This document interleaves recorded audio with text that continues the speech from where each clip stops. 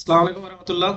दोस्तों, इस लेक्चर में हम एक काउंटर एग्जांपल देखने वाले हैं। हम देखने वाले हैं एक नॉन कम्यूटेटिव रिंग को जिसकी यूनिटी ना हो, जिसके अंदर यूनिटी ना हो। यानी यूनिटी का मतलब ये होता है कि मल्टीप्लिकेटिव आइडेंटिटी को वो कंटेन ना करता हो।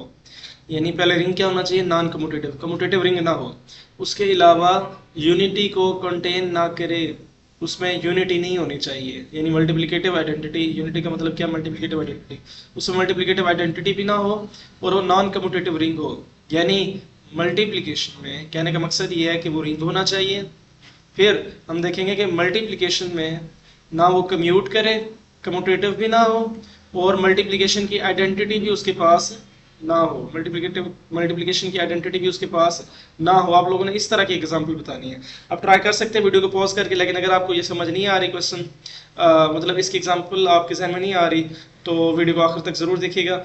और होप्स हो कि आपको क्वेश्चन की समझ लग गई होगी। मैं दोबारा रिकैप करा देता हूँ। आपने एक ऐसा रिंग बताना है जो कि नॉन कम्यूटेटिव हो, यानी मल्टीप्लिकेशन में कम्यूटेटिव लॉ उसमें होल्ड ना करे, और दूसरा उसमें मल्टीप्लिकेशन की आइडेंटिटी भी ना हो। यानी आपने बताना है a non commutative ring which does not have a unity. Okay, so let's try. अब ट्राई कर सकते हैं। जैसे कि हमने सबसे पहले देखा था कि integers under addition and multiplication ring बनाते हैं, लेकिन ये रिंग विद यूनिटी होता है। क्यों? क्योंकि इसमें मल्टीप्लिकेटिव आइडेंटिटी 1 बिलोंग करता है इंटीजर्स को, ठीक है, और ये कम्यूटेटिव भी है। तो ना तो ये कम्यूटेटिव है, ना तो ये नॉन कम्यूटेटिव है, और ना ये और उसके बाद ये यूनिटी को भी कंटेन कर रहा है। तो हमने बताना है जो नॉन कम्यूटेटिव रिंग हो। ये सारे कम्यूटेटिव रिंग्स हैं। ये इंटीजर्स भी कम्यूटेटिव है, इवन भी कम्यूटेटिव है। अब देखें, इवन में यूनिटी नहीं होती, 1 बिलोंग नहीं करता इवन को, लेकिन ये कम्यूटेटिव रिंग है। हमने वो बताना है जो नॉन कम्यूटेटिव रिंग हो और उसके पास यूनिटी भी ना हो। तो ऐसा रिंग आप ढूंढिएगा। देखें, आपको पहले आपका जहन जाएगा मैट्रिसेस की तरफ।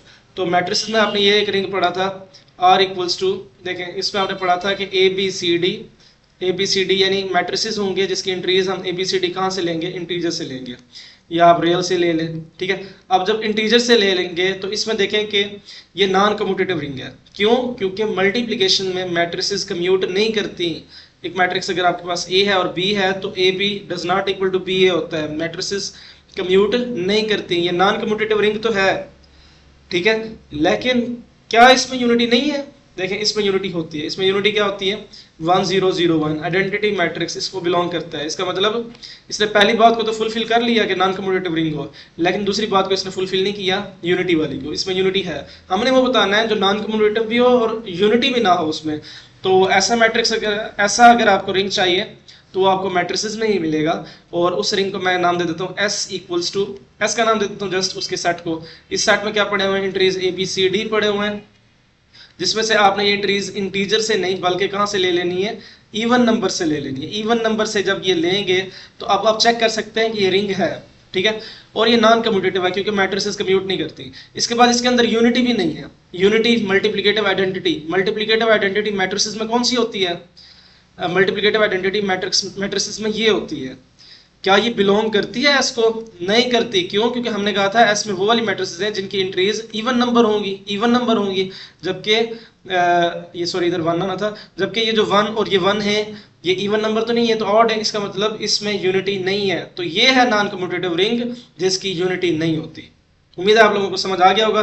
फिर भी किसी किस्म का डाउट हो तो पूछ लीजिएगा। इसके अलावा अगर आपके पास कोई एग्जांपल है, हो सकता है बहुत सारी एग्जांपल्स हो सकती हैं, पॉसिबल है, तो एग्जांपल आप कमेंट सेक्शन में मेंशन कर सकते हैं। जज़ाकल्लाह।